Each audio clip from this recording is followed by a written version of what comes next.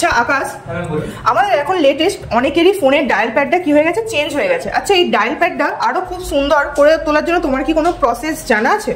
হ্যাঁ ম্যাম জানা আছে। করে দেখাও। হ্যাঁ আমাদের এখানে গিয়ে ডায়াল প্যাডে যেতে হবে, এখানে থ্রি ডটসে ক্লিক করতে হবে, করে এখানে সেটিংসে যেতে হবে।